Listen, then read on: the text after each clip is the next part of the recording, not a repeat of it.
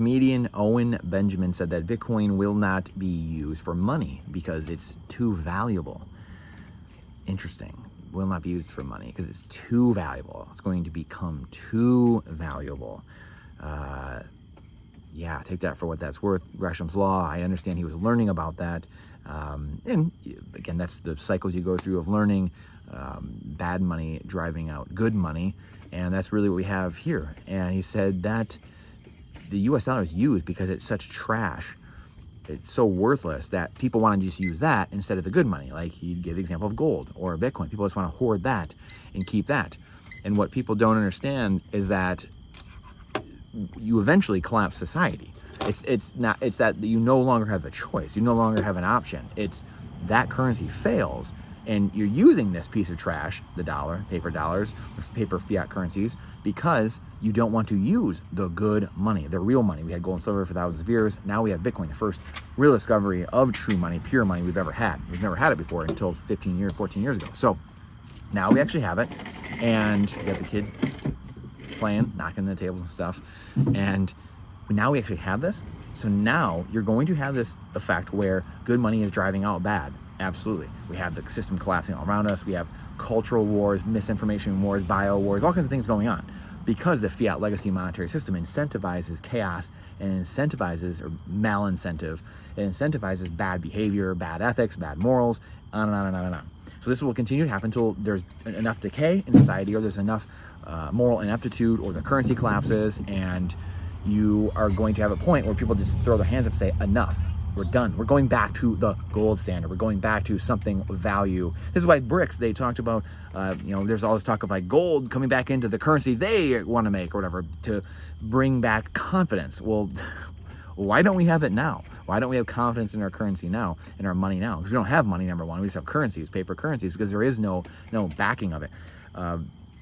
Gold is gold, right? You don't need backing if you're just using gold. However, gold can't move over space. You can't buy something here in America when it's in Thailand. You can't, there's no finality, right? Because it's going to take weeks and months for the gold to get over there. Bitcoin solves that problem. It solves it instantaneously, where there's a store of value over time, and it solves the going over value over space problem because you can do instantaneously for fractions, of the cost of anything else you're going to move. So now we have the solution to this problem. And to his point, again, he's seemingly, somewhere in the beginning of his journey where you're starting to understand things. I'm sure he's where a lot of people are at, where they're starting to understand, oh, okay, this is what's going to happen, and thinking Bitcoin has to have utility or Bitcoin has to have value. But really, at the end of the day, all money should be doing is conveying one thing, conveying value, conveying prices, right? Conveying prices of things, telling the market what prices are. Bitcoin is the truest measuring stick we've ever had. 21 million, you can divide everything in the world by 21 million. Because we talked about this for over 10 years, the videos and the content we've been making, you can only derive value and true value from assets when you're dividing them by each other.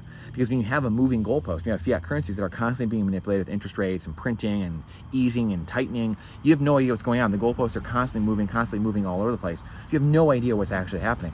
So now with Bitcoin, we actually have a true measuring stick. It's like a 7th grade science experiment. Greg Foss loves to say it's 11th grade math, Bitcoin, but that's a different realm. I'm talking about the 7th grade science experiment, Bitcoin, that is a true control experiment. There's no variables. There's just one measuring stick. Everything divided by 21 million, as Knut Svanholm would say.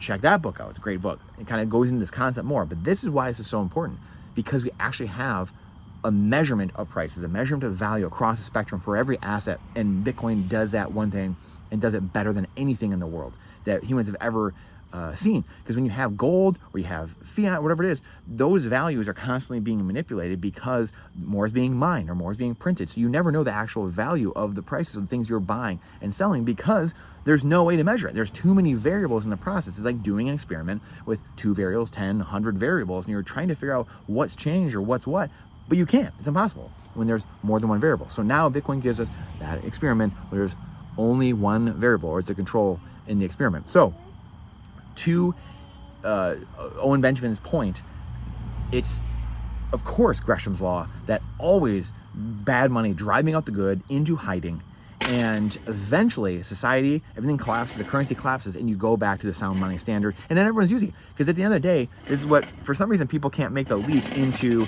using a true pure money, hard money system. We couldn't do it with gold. We always went to paper because people at the top wanted to manipulate other people and control them. But also, again, you can't move gold over space. There's no finality. So you had to go into this IOU world and paper notes and claim checks. Now with Bitcoin, we can divide it into the smallest fractions, infinitesimally small fractions. So we can move this over time and space. Everyone can get their hands on it at any point in time by working, trading value, trading time and energy. And now we're in a different world. We're in a totally different world. Dad, so little buddy's got to go inside. You can go inside. Okay? So decide you're playing with the kids. And so I love doing this stuff, and again, we talked about it as well. We're going to start doing little videos with the children, actually explaining to them these concepts and learning. The 7, 5, and 3-year-old, 1-year-old that can't do it yet, but they get to see a lot of what we're doing, a lot of what we talk about, and they use the same language, the same vocabulary. And this is why it's so important. You control the youth, you control the future.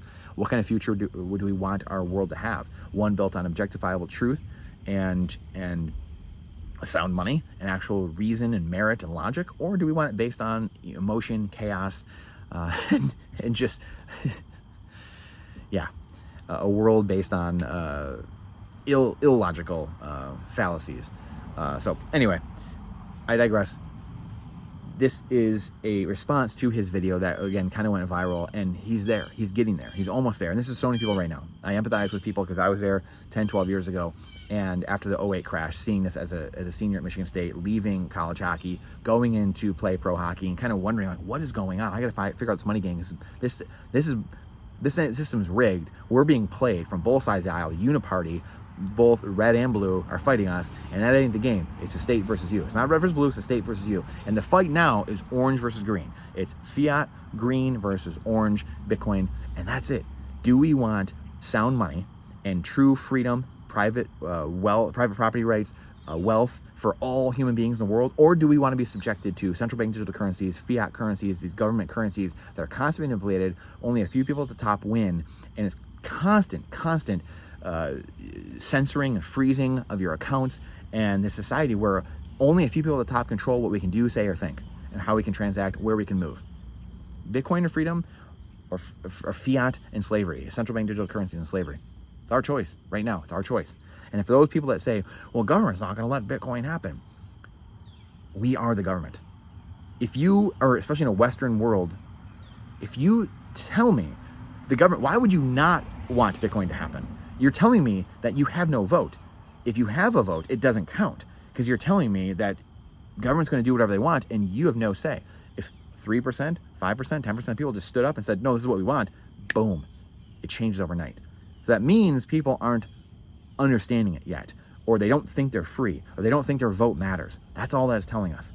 So we have some work to do. We have some work to do. That's why I opine every single day for people to get out, start blogging, start talking, start giving speeches, start doing YouTube videos, start writing, do anything they can to start moving objective truth forward. Logic, reasoning, through storytelling, through parables, and so how humans learn best, and start moving and overwhelming this disease, overwhelming this system of chaos with truth, with morals, with ethics, with value, with meritocracy, and overwhelm this system. We are our own best hope. One person can change the world. And it's how it starts. We only need 3%. We only need 3%. The 3% is what gave America in the Revolutionary War. Most people were not fighting in the Revolutionary War, not for it. It took 3% of the people, and then tides start turning. This will happen. This will happen. We want to minimize this collateral damage as much as possible. We want to do this as fast as we can so we can minimize collateral damage in the meantime. And we can have private property, wealth, property rights, freedom, liberty for not just Americans or Western society, for all.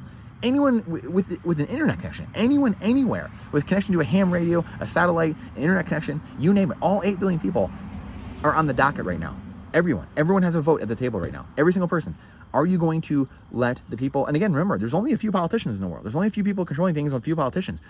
There's many more of us than there are them. So are we going to stand in the face of, let's be frank, evil? We talk about this here a lot. The only reason evil persists in this game of inflation and rigging the monetary system for the benefit of a few, the only reason this exists is good people choose not to stand in the face of evil. That is it, pure and simple, because it is an evil system. Let's be dead serious about that. It is an evil system. The bondage system, the root word of bondage is bond, the bond market, bonds, The taxation is theft. Stealing private property that most of us don't vote on. It's a system where you have inflation, evil to the core, printing currency from a few people, stealing people's time and energy that are actually working, actually providing value in the economy. No matter which way you look at this, we just gave these 3 huge pillars, right? All evil, all immoral. Only reason evil exists is because good people stand silent in the face of evil. I appreciate you. Please share this out because the algorithm hates truth. Please like the video. Again, try to overwhelm the algorithm. It's the only way you can. Appreciate you coming to my TED Talk. Trust, but verify what I am saying. It's not financial advice. It's freedom advice. Question everything with boldness, even the existence of God himself. And I'll see you on the next one.